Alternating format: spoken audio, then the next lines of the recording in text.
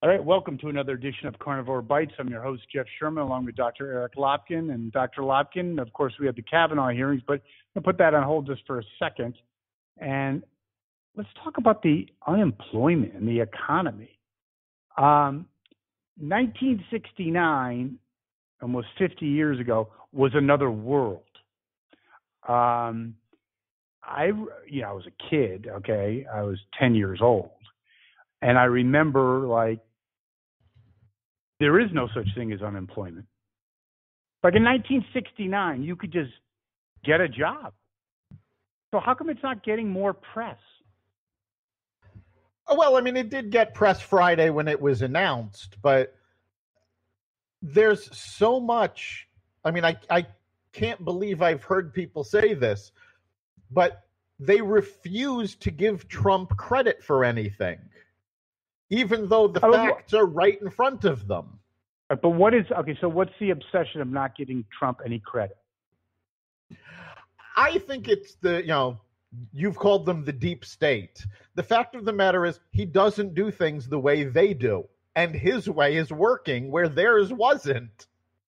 I think that's it in a nutshell. And I think the press is bought out by corporate interests, and I think they defend the deep state. I mean, right now, you've got unemployment at the lowest rate since December 1969.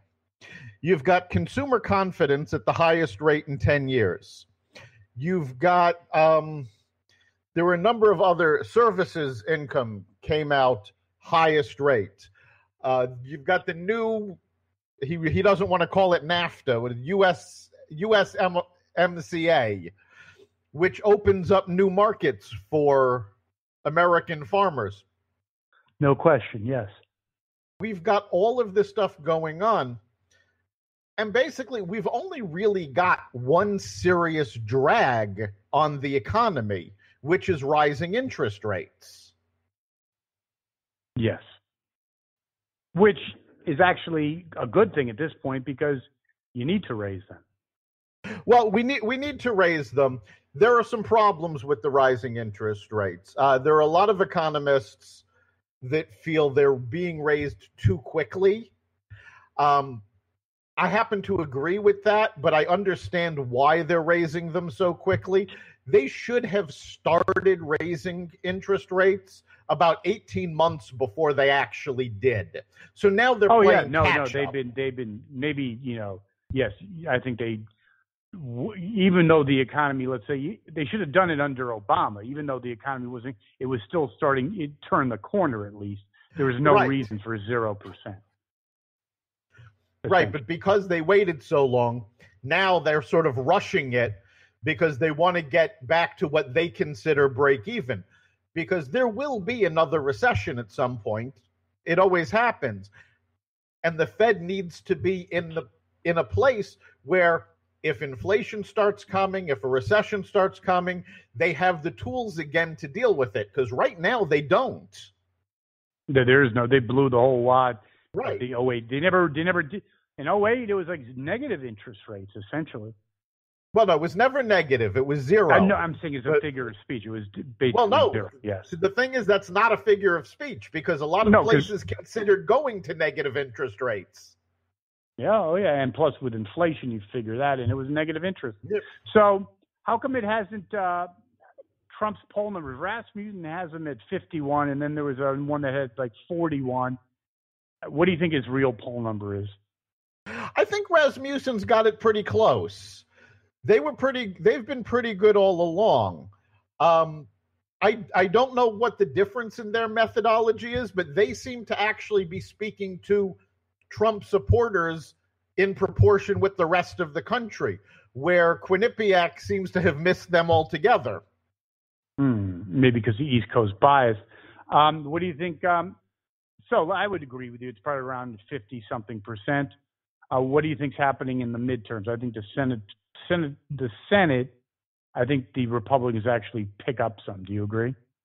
I think the Republicans might pick up in the Senate. I think the last surveys, these are exuberance surveys, and this is how they predict whether there was going to be a blue wave or a red wave.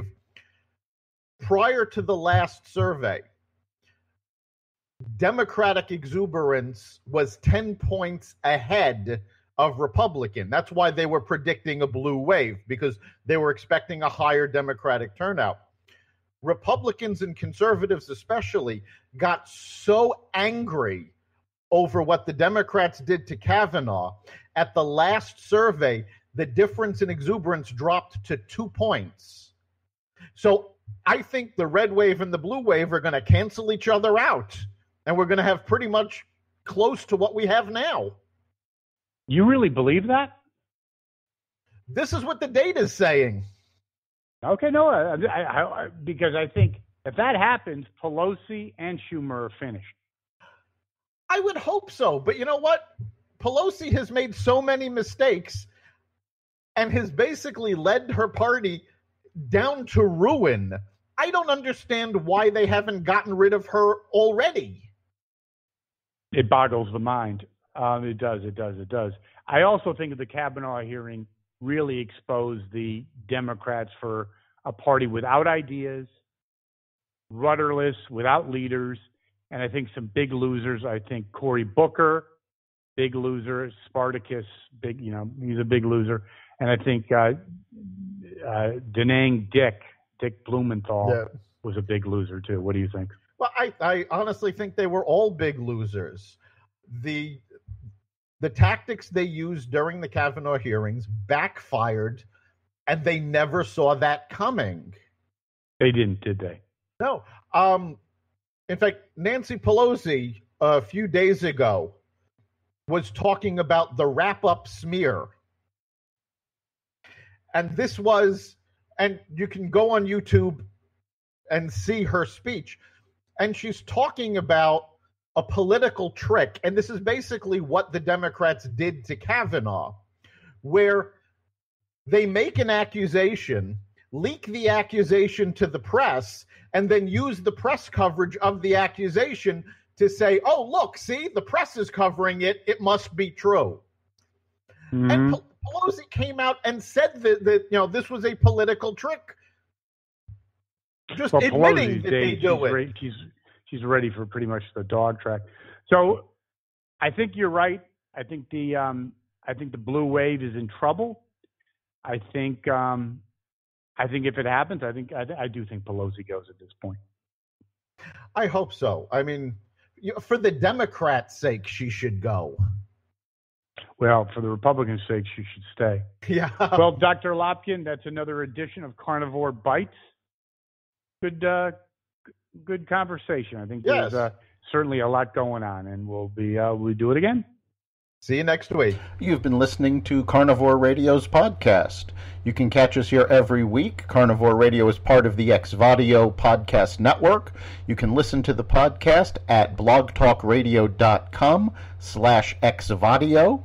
If you want to be part of the conversation, you can listen to us live every Friday at 4 o'clock on WESU 88.1 Middletown, Connecticut. You can also catch us online at WESUFM.org. We look forward to hearing from you, and see you next week.